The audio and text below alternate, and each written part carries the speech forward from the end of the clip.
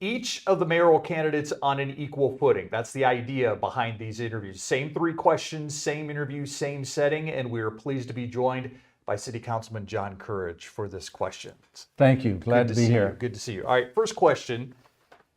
Why are you running for mayor? Well, you know, I've served on the council for 8 years, but even before that, I've lived in this city for 50 years. And I've always felt like my dedication to the community comes first.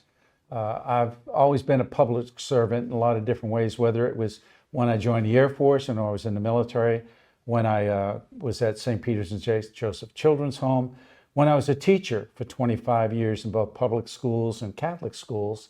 It's always been serving the community, serving the public in a lot of different ways. And then the last 8 years as a member of the City Council, it's been absolutely serving the community. And I don't feel like I'm finished. I really think I still have more to offer the community. I've always said a councilman for one district is more than just a council person for that district. You're really a council person for the entire city. And, you know, every decision we make at City Hall one way or another affects the lives of everybody in the city.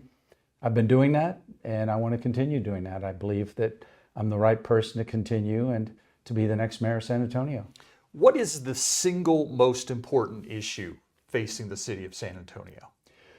Gosh, you know, right now I'm concerned about what's coming down the pipe from Washington.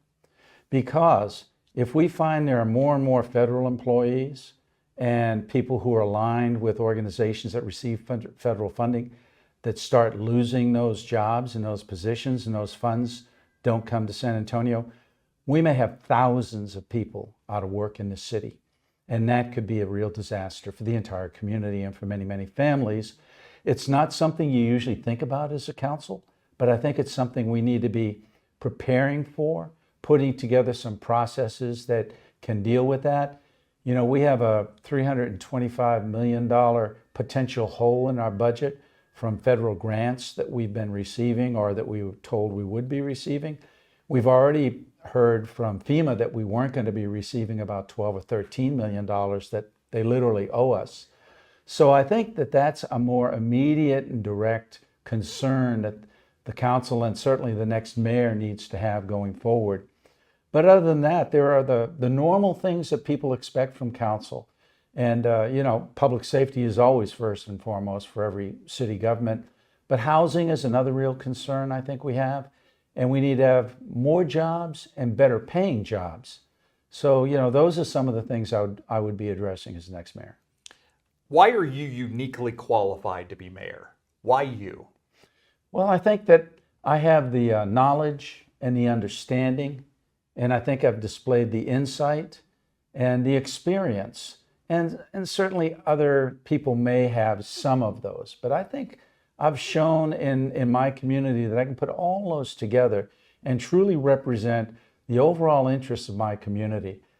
People who were surprised that I got elected and reelected, but they're not surprised anymore because, you know, 63% of the people in my district voted to reelect me for that 4th term because I've done the job and I want to continue doing that job, and I believe I can do it as well. Really, I think I can do it better than any other council member or any other candidate for mayor. It's not to put anybody else down. It's just based on my experience, my skills, what I've been able to accomplish and what I want to accomplish, I think puts me at the top.